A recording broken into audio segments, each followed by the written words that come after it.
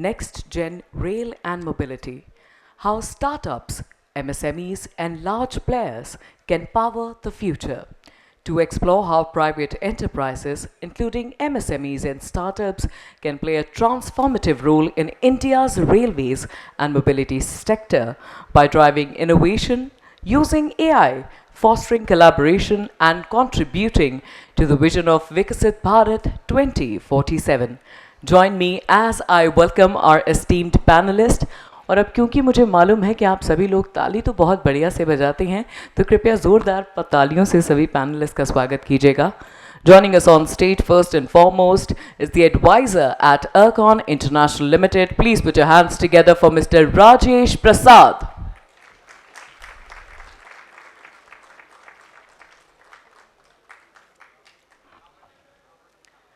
Joining us up next is the advisor at RailTel Corporation of India. Please put your hands together for Mr. Anshul Gupta.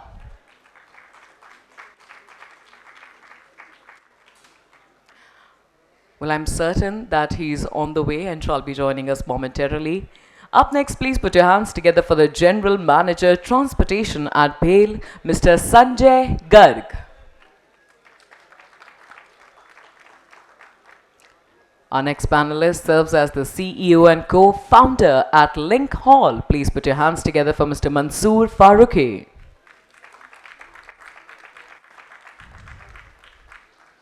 Up next, AVP Sales and Distribution at Jindal Stainless. Joining us is Mr. Ranit Rana. And completing the panel, it's time to welcome the moderator. Please put your hands together for Dr. Namrata Kalsi, Chief Architect, HMRTC and Gurgaon Metro Rail Limited.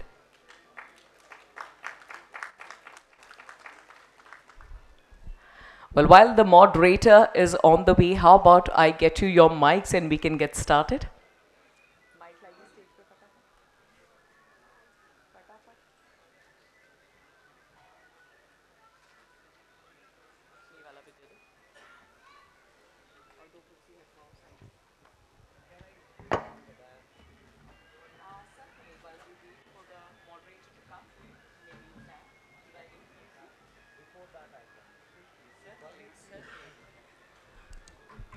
Well, saving us and the time, Mr. Prasad has something very interesting he'd love to share with the audience. Can I please request him to kindly take the podium?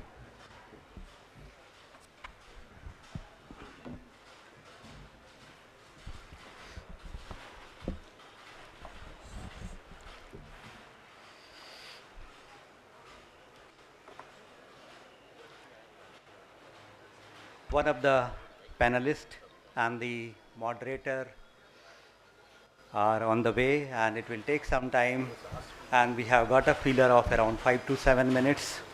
So I thought, let me share few things about the topic, which is basically next generation rail and mobility, role of startups, MSMEs, and the private players. So very good afternoon, and this is Rajesh Prasad. I am former Director Operations from Rail Vikas Nigam Limited and now working as Advisor Corporate Coordination IRCON International Limited. See, if we see the history of the Indian Railways,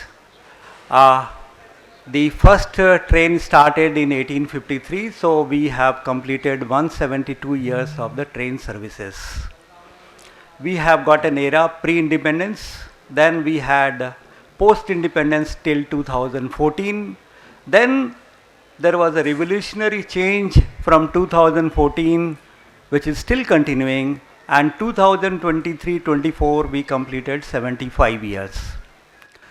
Now we are eyeing for the 100th year of independence, that is the Viksit Bharat 2047.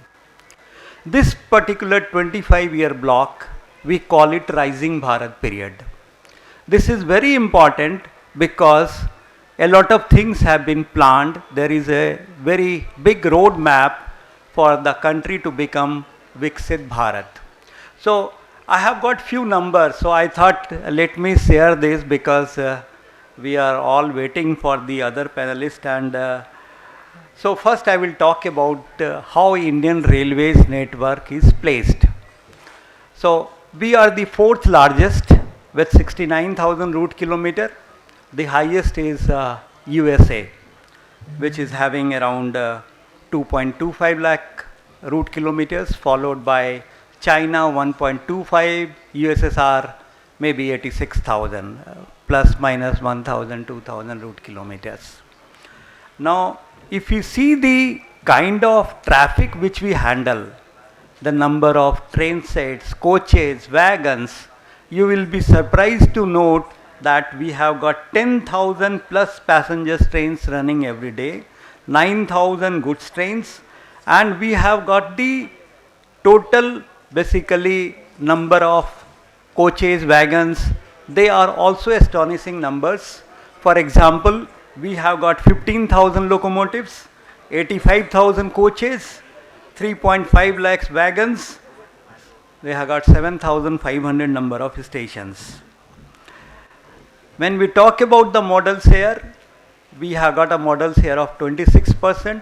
Highest models here in the world is 56% with Australia. And in terms of the traffic, for the goods traffic, we are presently number 4 in terms of the billion track kilometers. And in terms of passengers, we are number 2 after Japan. I am sure that you must be appreciating these numbers because these numbers are readily not available. Now, if you see the independence, 1951 we had 73 million tons, which went up to 1591 million tons in 2024, 1000 million tons in 2014, and by 2047 we are targeting and eyeing 3000 million tons. Now the incremental increase, whatever increase which we have been seeing in the last 3 years is very less. It is of the order of 3 to 4%. So I will, if everybody has come, then I'll close. Madam, moderator has not come, so I have got time. I'm so sorry. Okay, fine. I can speak for 1 hour. There is absolutely no problem. My sincerest apologies. I do not wish to interject, but due to some unforeseen family emergency, Dr. Namrata had to cancel. So we are now deconstructing the panel into keynote addresses, requesting all the panelists to kindly join us on the podium one by one to talk about the relevant topics. Okay. So in fact, then in that case, I was moving in right direction and I had already set the tone for this address. So this 25-year block is very important. Now if we compare this 25-year block with respect to the Japan and the China, see 1970 to 1995, if you see the economy of Japanese, they were having $215 billion, which became $5.5 trillion, almost 25 times. That time there were also some problems, just like the various wars going on that time, Taiwan war, then there were crises, wild crisis, and then inflation. So many things were there, but their economy grew 25 times. Now, if you see the China, 1996 to 2021, their economy grew almost 22 times. We are having the economy of 3.3 trillions. There are various studies which say that in 25 years this can land in 27 trillions. Somebody says 50 trillions. There is a very simple formula, rule of 70, and if you calculate and if you go through the various studies which have been made by the various international agencies, we will land between 27 to 35 trillion. So this is what is happening towards the economy. Now if you see the size of the railway infrastructures, in 2014 we were having around 4.5 kilometers of creation. It has gone to 14.5. By 2047 we are eyeing for 40 kilometers per day, 40 to 50. So you can imagine, at the time of independence we had the basically capex of around 150 crores, which became 58,000 crores in 2014. 24 it became 2.6 lakhs crores.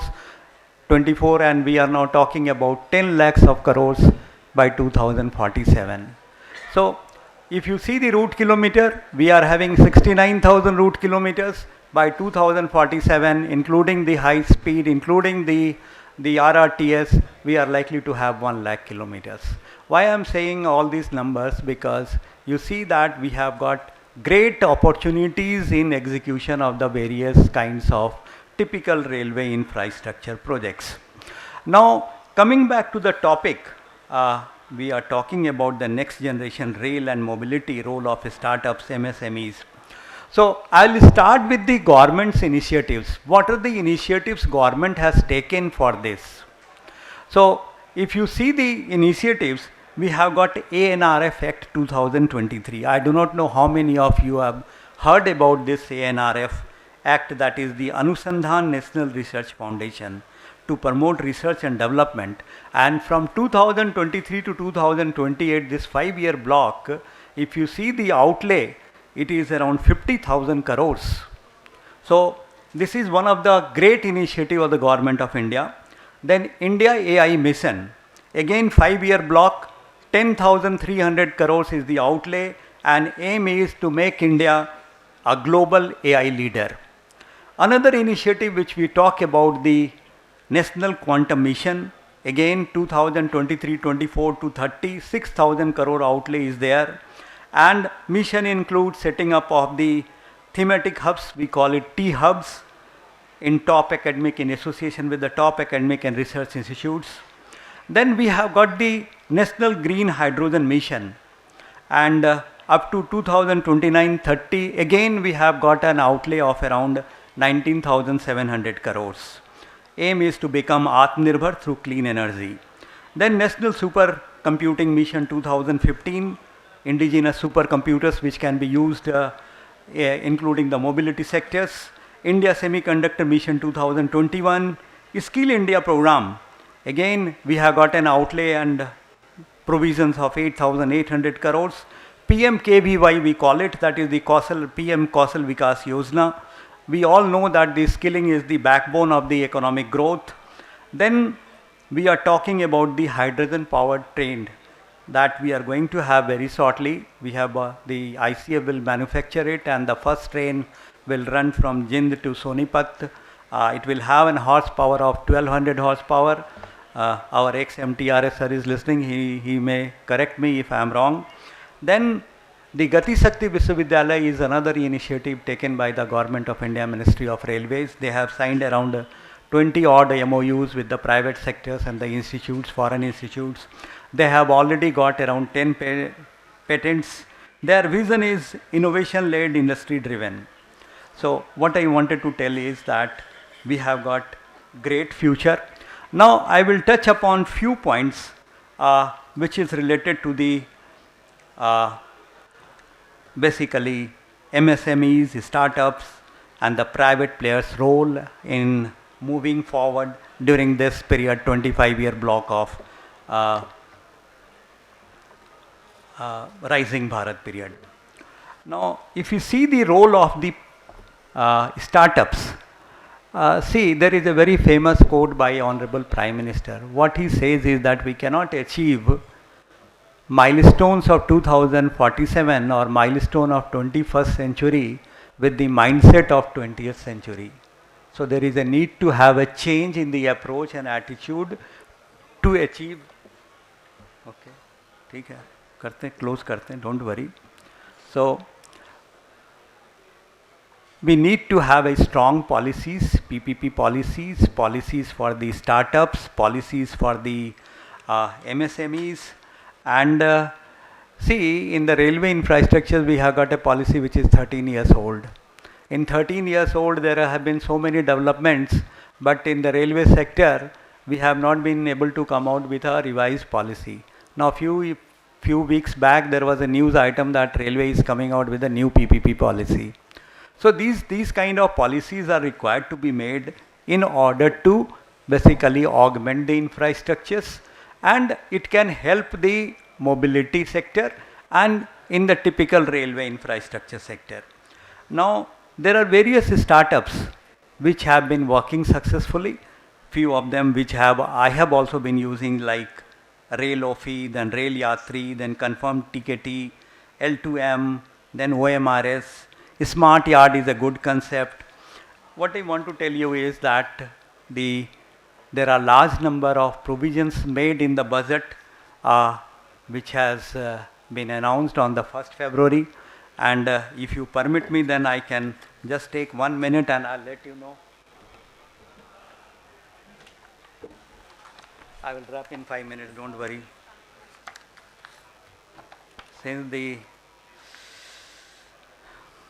So now if you see the budget speech of Honorable Finance Minister, the first point was that the government's efforts is for the acceleration growth, to accelerate growth, secure the development, and then private sector investment. And very important provision in the budget is the MSME working as the second engine. And in that particular thing, they have said that MSME from 5 crores to 10 crores, leading to additional credit of 1.5 lakh crores in next 5 years. Then again, for the startup, some provisions have been made. For the startup, alternate investment funds have been identified. Startups have received commitments for more than 91,000 crores. Then for the AI, various efforts have been made, and one of the effort is to have Center of Excellence in Artificial Intelligence. So these things are there in the basically various social platforms. Things are moving forward, but whatever is said is not getting implemented at the ground level. So today I was going through the newspaper, the Financial Express, and it says the technical startup funding down by 25%. So maybe because of something which is getting affected, this is getting affected. But what I want to tell you is that government has got a big roadmap, big vision for the next 25 years, 23, 24 years left to Viksit Bharat. MSMEs, the startups and the private players have got bigger role to play to become Viksit Bharat. Recently we have commissioned one Pamban bridge. And I will touch the academic, the institutes, various institutes of repute also. So in construction of Pamban Bridge, IIT Chennai, IIT Mumbai and IIT Guwahati were involved in that. IIT Guwahati was for the track structure part, IIT Mumbai was basically the steel structures and the proof consultancy, and in the initial phase IIT Chennai was involved in that.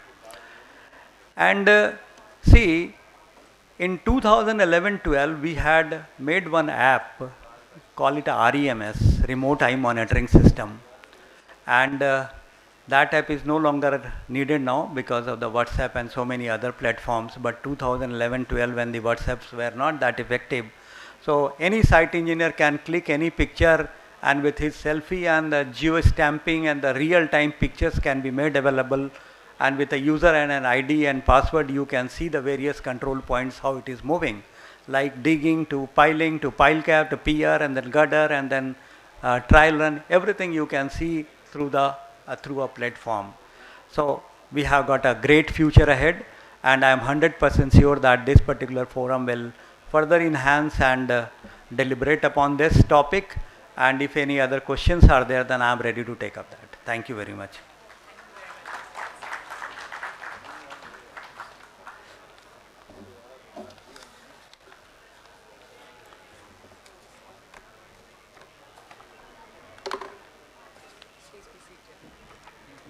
It is said that leadership is a quality and not a position.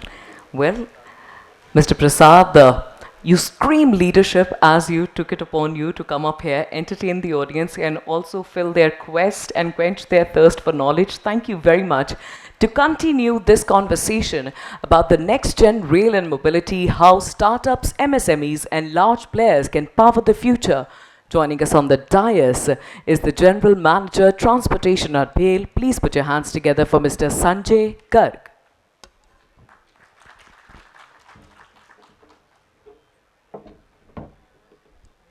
Good afternoon to all. Lovely audience. Hello, panelists, media, ladies and gentlemen. For me, the context setting and the stage setting has been done very well by Mr. Prasad. Whatever, in fact, I prepared, whatever I wanted to say, he has, in fact, covered all these areas, in fact. So, my job is simple. I don't have to touch too many points. The session today is next gen rail and mobility. And it's all about startups, MSME, innovation. Way back in 1965, our second Prime Minister of independent India, Shri Lal Bahadur Shastri ji, when we were facing a tough situation, we were in a war situation with Pakistan, to energize the whole nation, he used the slogan, Jai Jawan, Jai Kisan. Because at the time, India was in a crisis situation. And we were having both the border crisis with Pakistan and the agrarian crisis. We were having shortage of food. So to address both these problems, he wanted to galvanize the whole nation.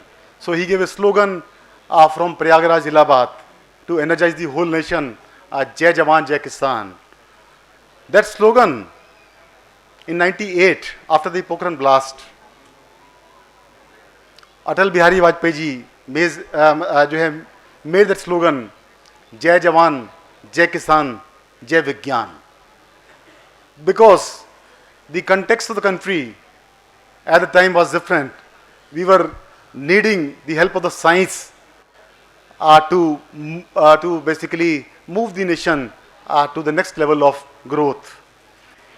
And that slogan again in 2014 have been reframed by our Honorable PM Narendra Modi ji, Jai Jawan, Jai Kisan, Jai Vigyan, Jai Anusandhan.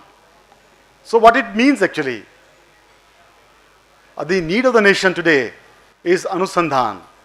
The research, development, innovation is the need of the hour. The railway being the backbone of the economy, in fact, 63,000 route kilometer the railway has. It's a sort of the artery for the entire nation. Whatever the role of the blood vessels is there in our body, the same for the body of India, railway network does actually. It carries people, it carries good. The spirit of the whole nation moves with the railway track. And railway, like you can say, Indian Railway is not only the fourth largest network today, second largest employer, having 1.3 million people on its rolls. Beyond statistics, the aspiration of the Indian Railways, the aspiration of Government of India to like we can say, make the railway world class, future ready, capable of taking India to Viksit Bharat in 2047. The role of railway and the role of mobility and the role of infrastructure growth, that is very, very vital, very, very important. And the railway recognizes that very well. And railway is fully in sync with our Prime Minister of India dream to make it Atmanirbhar Bharat and to carry out the innovations in rail mobility. I will just basically touch on 3-4 points. I am from BHEL. Our company today is developing the 80 train sets, semi-high speed Vande Bharat. And Vande Bharat, we all know, it's a indigenous, completely indigenous design. The semi-high speed train, the design was developed by ICF Chennai, and BHEL is, like we can say, proud of executing this prestigious order for Indian Railways.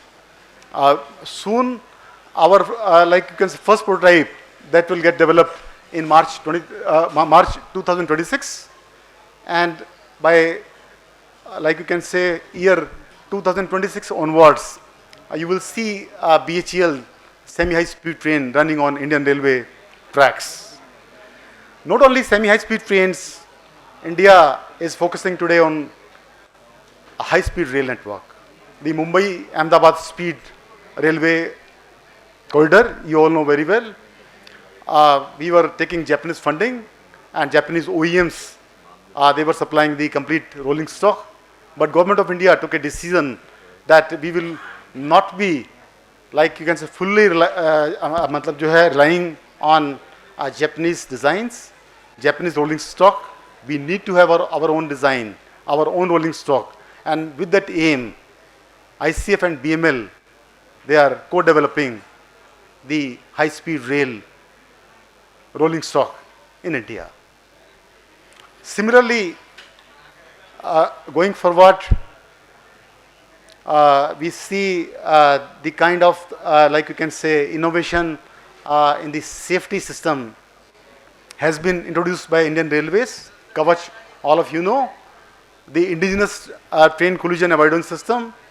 It's a completely, like you can say, Indian design, Indian manufacturing, without any, like you can say, hand-holding of foreign OEMs.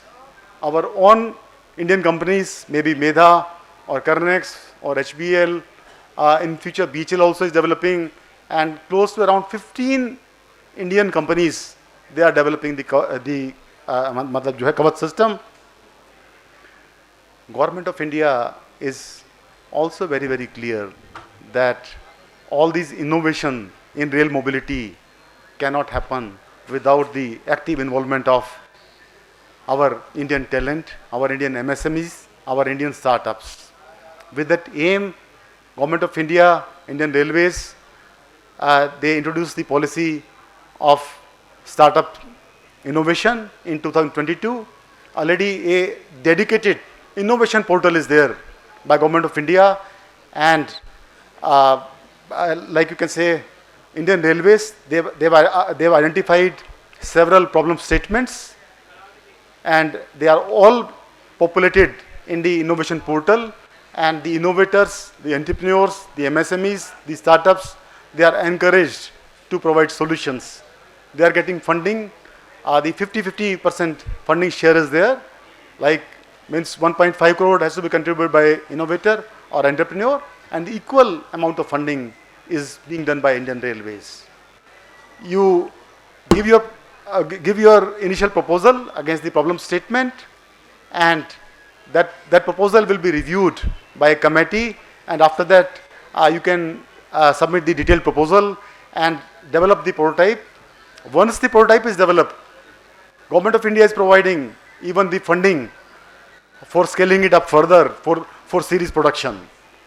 So that way, in various, like you can say, areas where the problems have been identified by various field officials, zonal railways, the problems like like you can say, crack detection system in the tracks, the track cleaning system, track inspection system, the signaling system, all these problem statements, the solutions from Indian MSMEs, startups, innovators are being encouraged, and the solutions are getting implemented.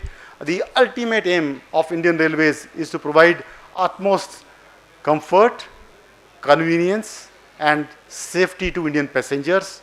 And I strongly believe with the support of MSMEs and startup like you, Indian Railway can achieve the dream. Thank you from my side. Thank you. That was Mr. Sanjay Garg. Joining us up next to further the conversation is the CEO and co-founder at Linkhorn. Please welcome Mr. Mansoor Faruqi.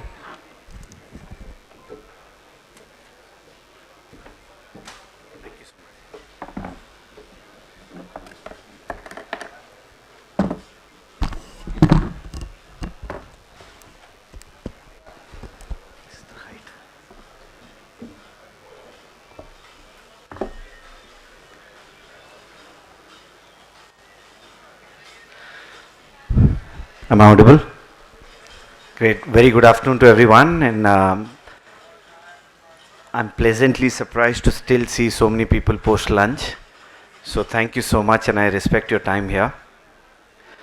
Just a quick introduction about myself. I'm Mansoor, and I head the overall business at Link Hall. Well, every panelist would talk about a startup and MSME, and we are the startup.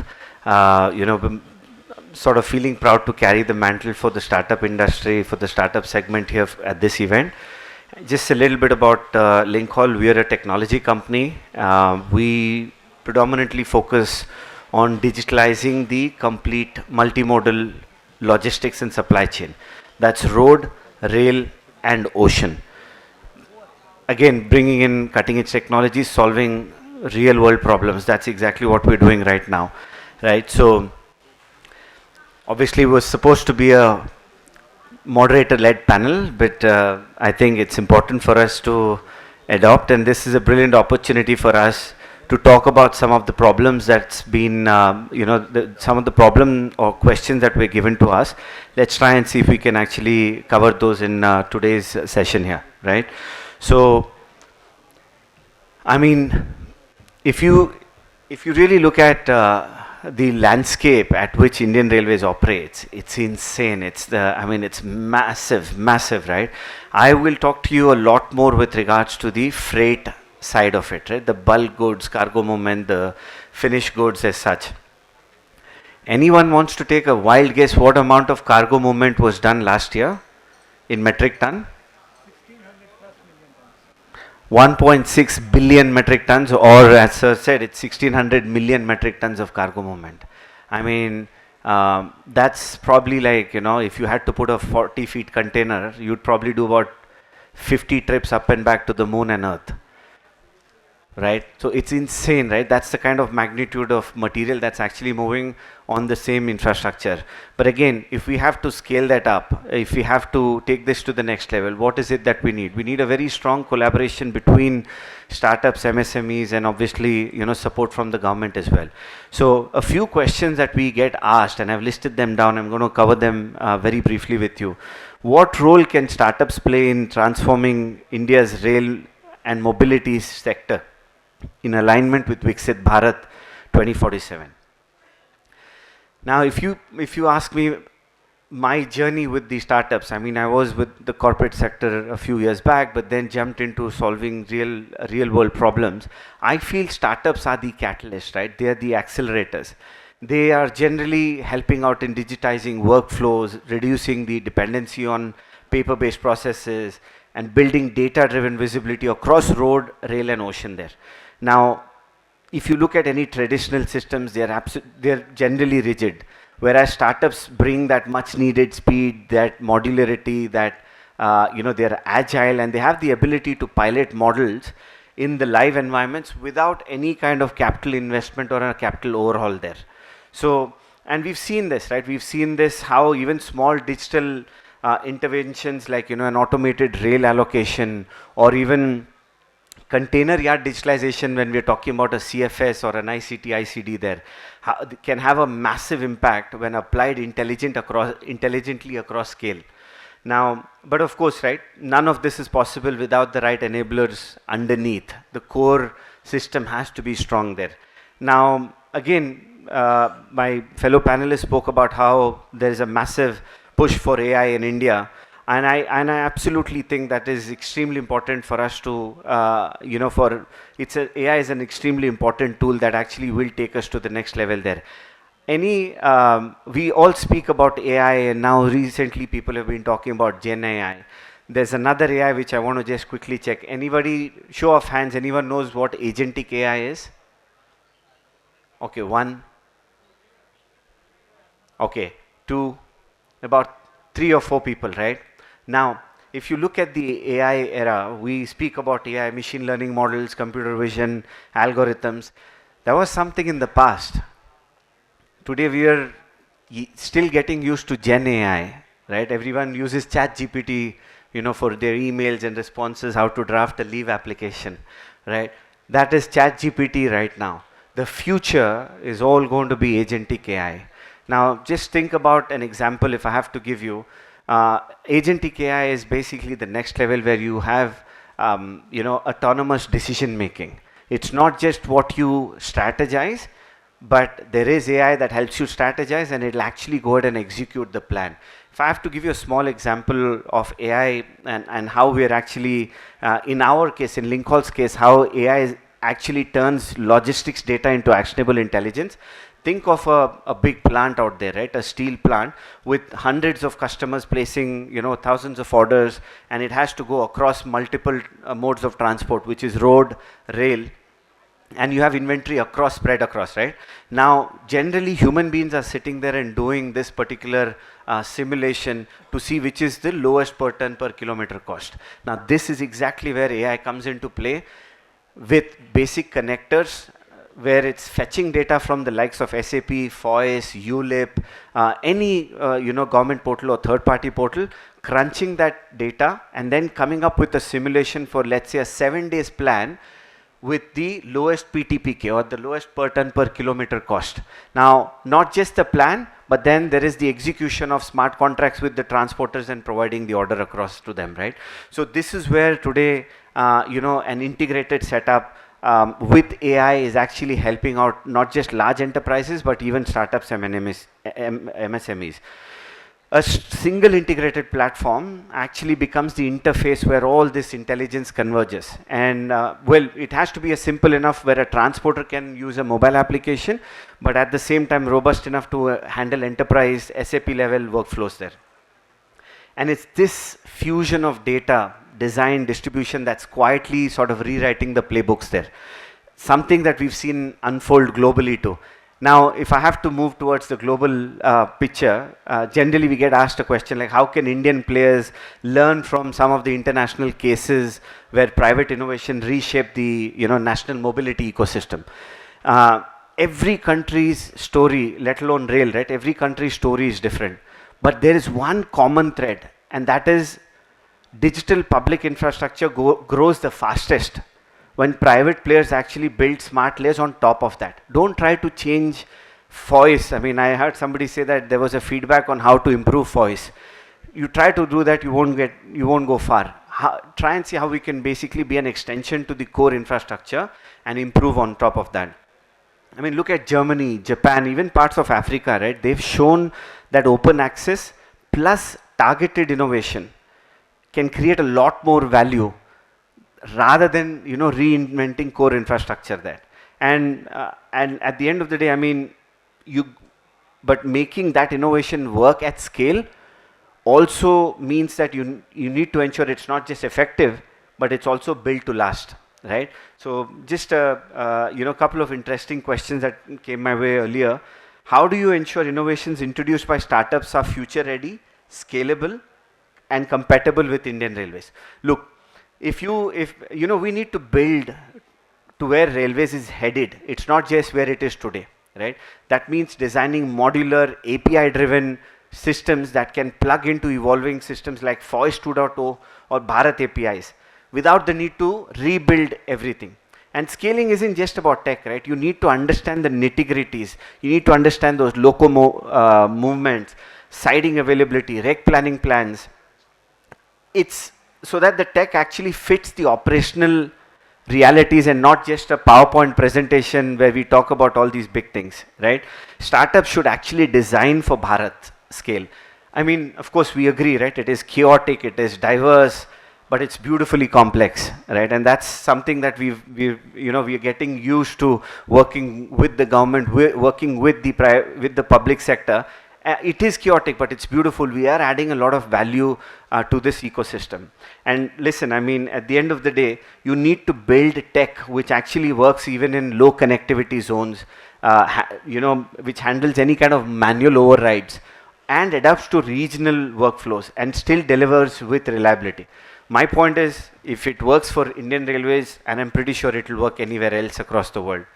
The last question that I have, what are the major regulatory or procedural hurdles faced by startups while working with the public sector rail companies? I mean, all this budget sounds fantastic. We'd love to work, bring the innovation to the table for the public sector, you know, bring in that cutting edge tech. Let's put our hands to the heart and say, how easy is it where I could go walk to a minister and say, listen, this is what we've done in the private sector. Can you give me a free run for 30 days? No questions asked, and I'll deliver the result. Not possible, isn't it? So that's something that we need to change. Now, the biggest challenge is not innovation, people. It's navigation. How do you navigate through the, I mean, I'm trying to control my feelings, but how do you navigate through the, you know, the multiple layers of approvals, right? How do you navigate accessing core data systems often which involves multiple clearances from different railway departments, zones? And I'm pretty sure you all have experienced this, right? How difficult is the procurement processes? It's lengthy. It's not always suited for iterative processes, right? You may change the scope, the commercials change, but that's it. You got to go through 10 levels of approvals for that. It's not really outcome-based motivation, right, that we get there. But what really helps is when there's an internal champion, like a forward-thinking officer, or a zone that's even willing to pilot and iterate with scale. And I have to say, I've had the privilege of working with the Honorable Indian Railways Minister Ashwini Vaishnavji in his past in Odisha, where we've spent a good 8 to 9 months. I mean, I can tell you one thing: Indian Railways is in safe hands, and the kind of tech that we're trying to bring in to the core infrastructure, it gives a lot of motivation. And I would strongly urge all startups, MSMEs, to build for Bharat. There's a lot that's happening from the government, and I think we're on the right track. Now, and I can promise you, we are seeing green shoots. We're seeing development happen there, right? Initiatives like, look at ULIP, Gati Shakti, and the logistics data marketplace are all steps towards a sandbox where innovation can thrive alongside governance. So with that said, I think, I mean, these were just some of the points that we wanted to, bring to the table here as a part of a panel discussion. But yeah, that's about it. We're happy to, take any questions post the panel, just out of respect to the other panelists. So thank you so much. I hope this was worth your time. Yeah.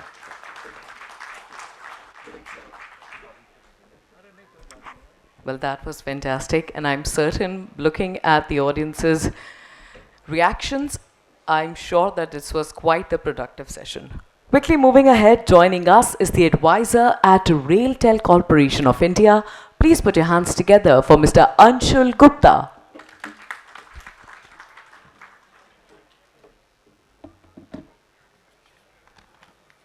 Thank you. So good afternoon. I think the stage has been set.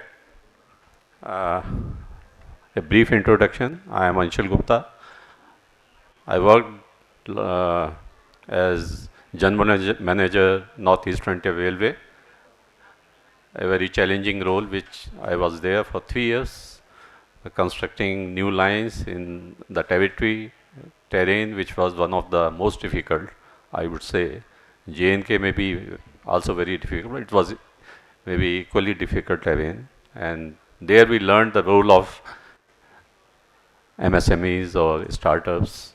So currently I am working as advisor to RailTel in the area of rail signaling, innovations and international business. I am also responsible as well as accountable for reintroducing Kavach on Indian Railways. So that's a brief introduction. So my views, you may say it's maybe very blunt at times, because in RailTel I am looking after the setting up a ecosystem with startups. We have a bank of startups. More than 200 startups are working with us in various projects, right from underground sensing technologies to the space. So when I say space, it's basically manufacturing of microsatellites, how we can introduce microsatellites, launch vehicles as per Indian standard for various public goods which we are lacking or depending on the foreign countries.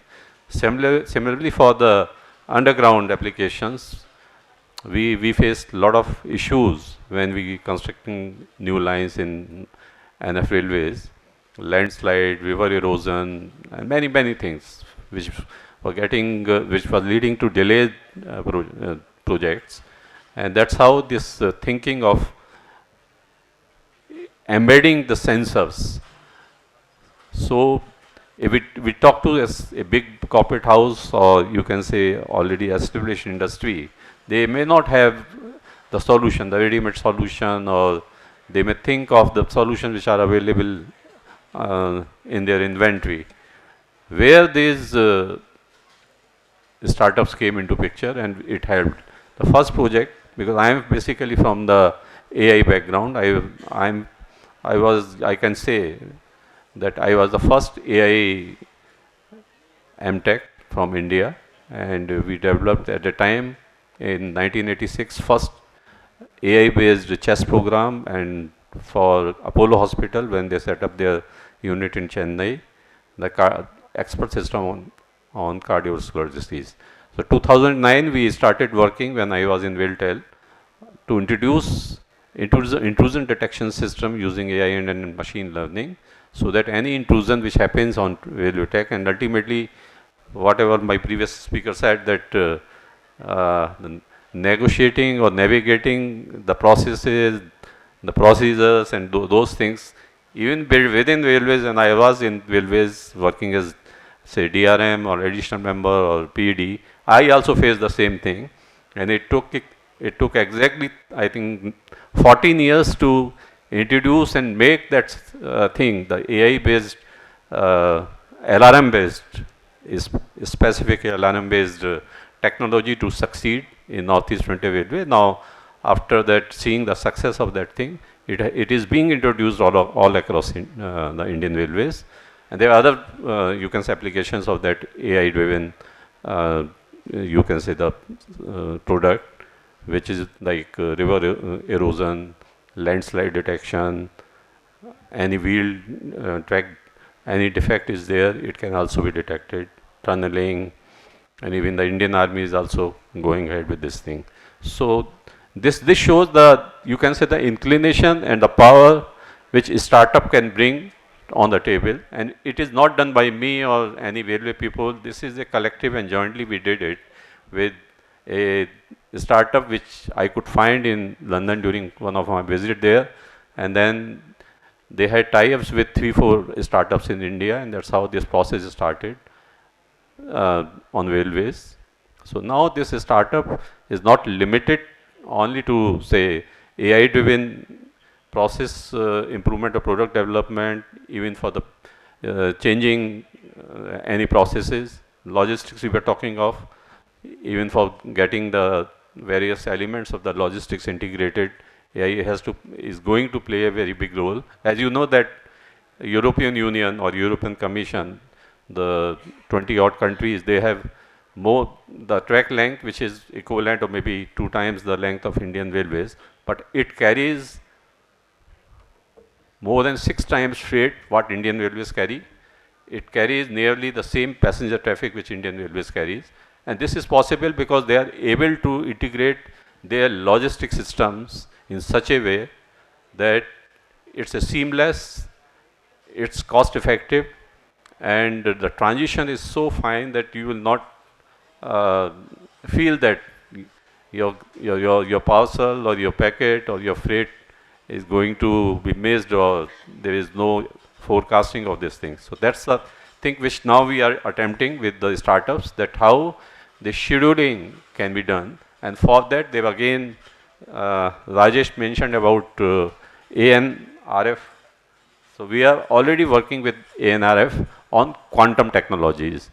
So we are integrating quantum with the AI ML so as to develop a logistic system for Indian railways, not only for Indian railways, other railways, not a similar thing, where more than 100 stakeholders in any logistic industry can come on the same platform, and this complexity of you can say computations and mobility can be enhanced and upgraded using various this thing. This is not possible manually. This is, you can say, humanly impossible to do manual science. even with the digital computers, it is very difficult, and that's why when you see in the metros and this thing, the headway concept is there, with it cannot reduce, say, less than 90 seconds or so. But using quantum technology, it can be.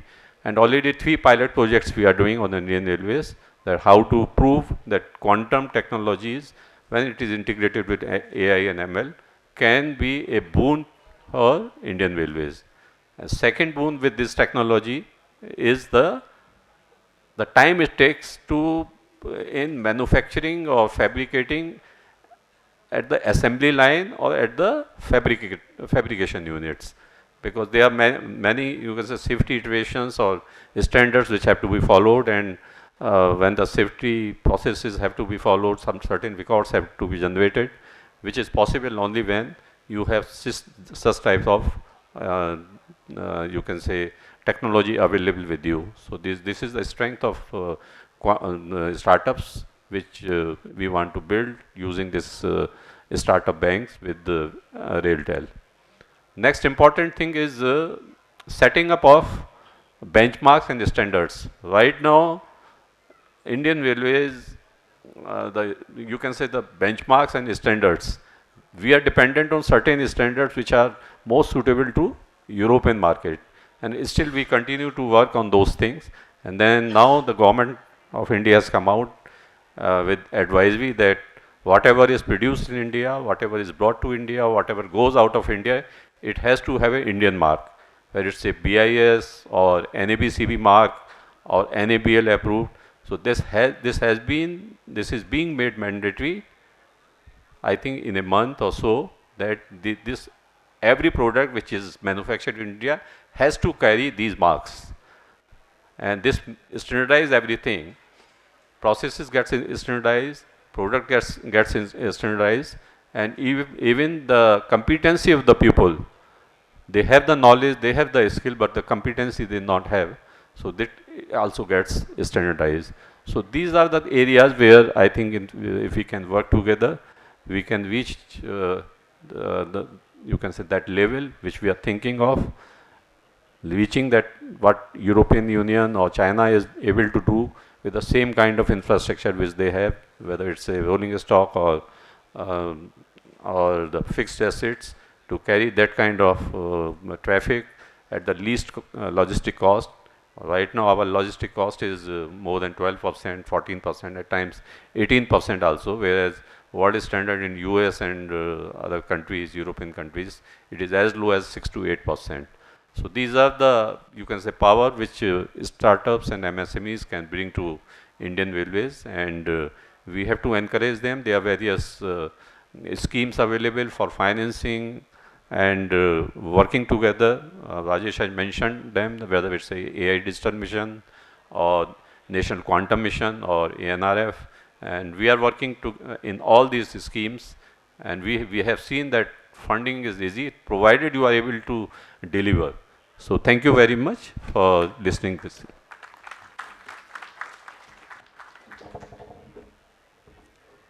Thank you, Mr. Gupta. And for the final conversation about the next gen rail and mobility and how startups and MSMEs and large players can be the power for the future, joining us is the AVP Sales and Distribution at Jindal Stainless. Please put your hands together for Mr. Ranit Rana.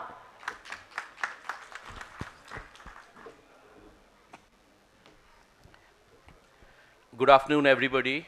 And before I start, I would like to thank the organization member, the Urban Infra Group for having this very pertinent panel discussion on how MSMEs and large players can power up the future.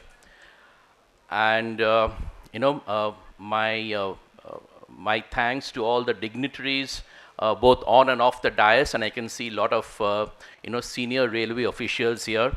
So before I start off with my conversation, as she has very aptly put it, I would like to, first of all, on behalf of the stainless fraternity, we would like to congratulate Indian Railways for the wonderful job that they are doing. In fact, one of my colleagues, he spoke about how Indian Railways are moving almost 1.6 billion of freight per annum.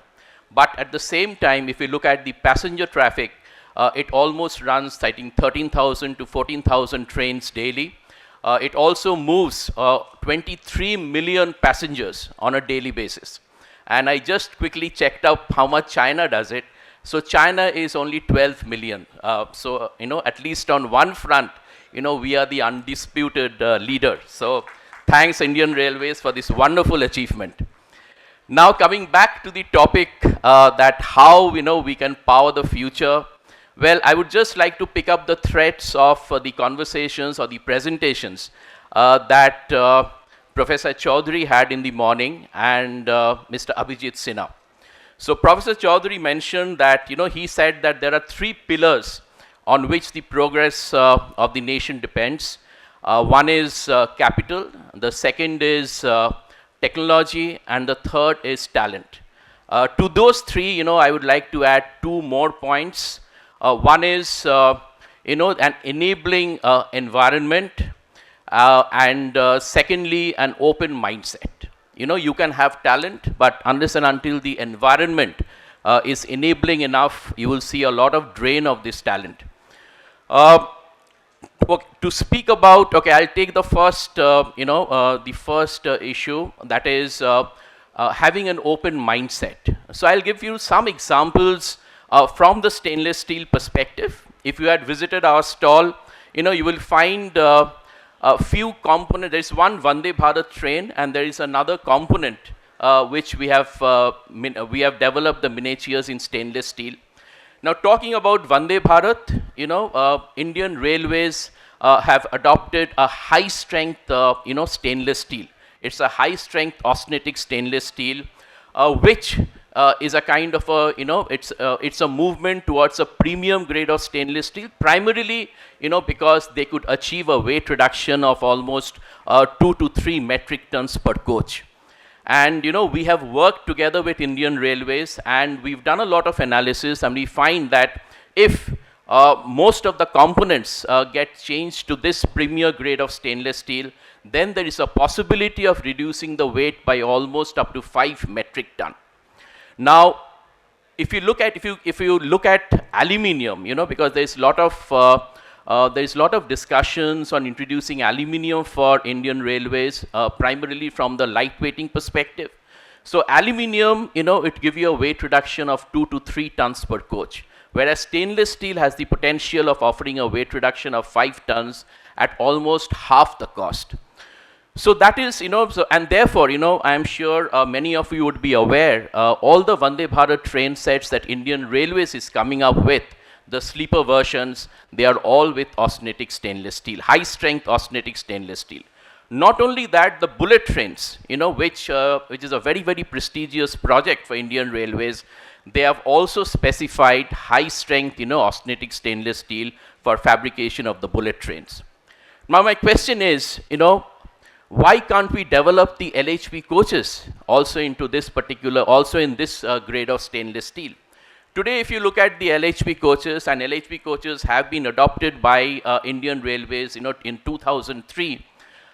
Here we are using a ferritic stainless steel, which, if you look at the stainless steel, the classes, it's much on the lower side. So if we go for a high-strength austenitic stainless steel, the potential for weight reduction is almost 2 times. And, the corrosion resistance, that this austenitic stainless steel can provide will give you a life of 40 to 50 years. So that is a question, which I would like to put to Indian Railways, that why don't we adopt this grade of stainless steel for LHP coaches as well. So that was one instance of having a kind of an open mindset. Now, if we look at, the development of passenger trains abroad, people have also gone in for duplex stainless steel, which is again a rung higher than the austenitic stainless steel. So Indian Railways, there is still, a lot of rooms for improvement, and I'm sure with an open mindset, they'll be able to adopt to this, pace of modernization on a very, very faster scale. Second is coming to an enabling environment. Now, why I say enabling environment? Because if you look at the tenders that Indian Railways, or for that matter, any government organizations float, it always talks about L1. And L1 in what? L1 in what terms? L1 is in terms of the initial procurement cost.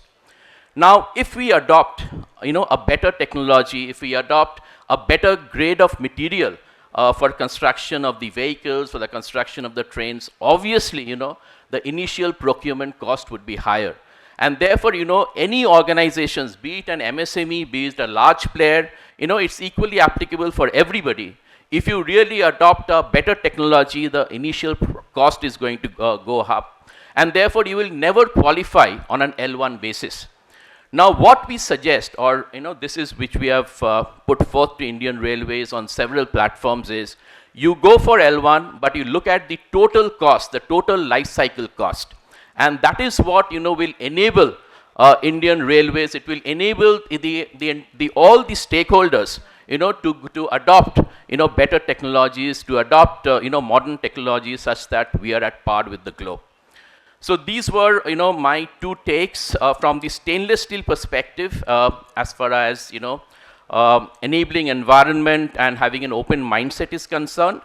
Now, coming to what Mr. Abhijit Sinha has mentioned, he mentioned about decarbonization. Well, I have a presentation tomorrow, and we have done a detailed analysis as to how, through selection of the correct material, railways can go for a significant amount of decarbonization. And I'm sure all of you would be aware of that Indian Railways have taken a target of becoming a net zero carbon emitter by 2030.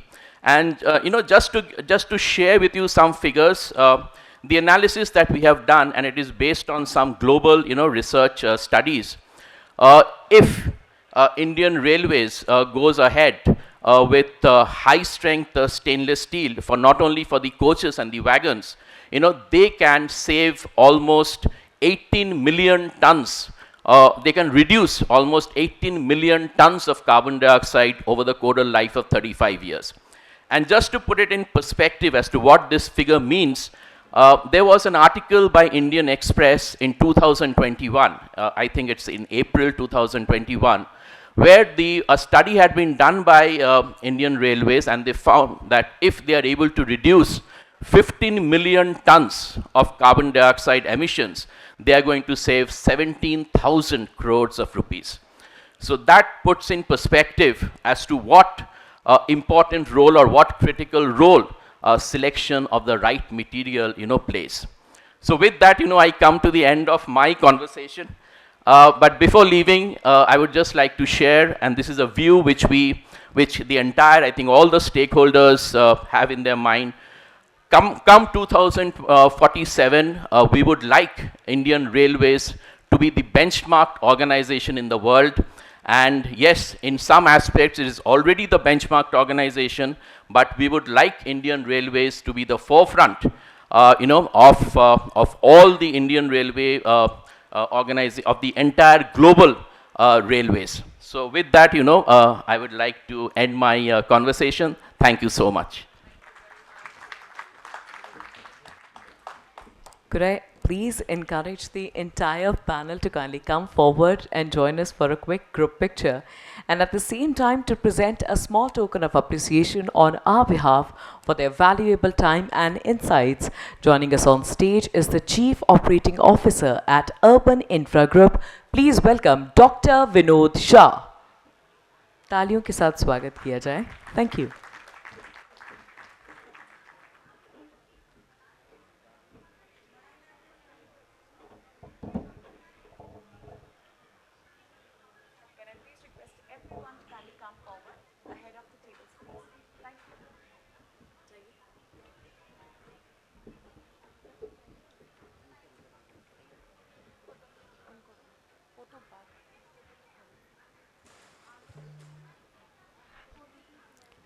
जनाब पहले काम हो जाने दीजिए कीजिए, फिर photo लीजिए कीजिए.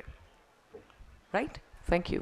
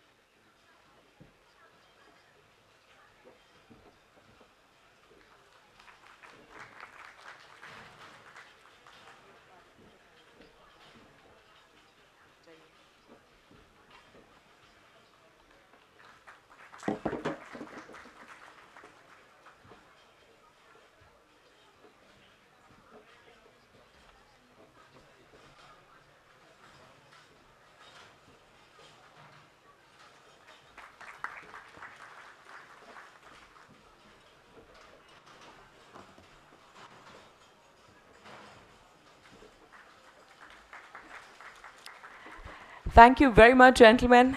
Thanks a lot. And this particular panel was special in many ways. First and foremost being that this was conducted without a moderator entirely. Thank you very much to our panelists. Thank you.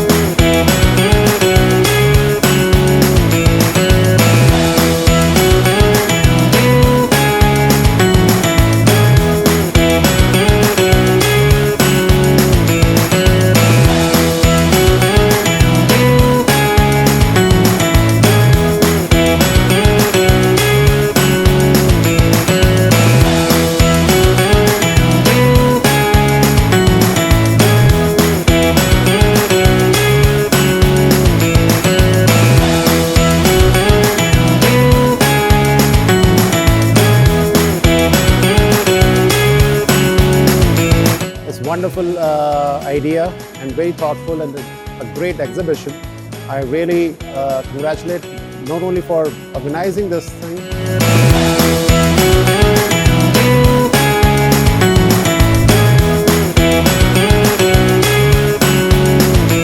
यहाँ पे आने के बाद मतलब 2 दिन हमने spend किया और 2 दिन में हमें काफ़ी सारे अच्छे क्लाइंट्स मिले। इवन सम हमें रेलवे की भी कुछ ऑफिसर्स मिले।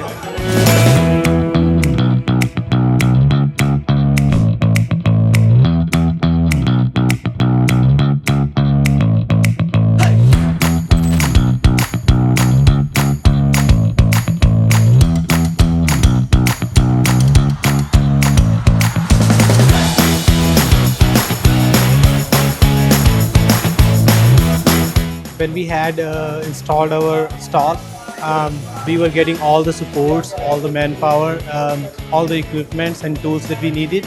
It was really pleasant experience over here.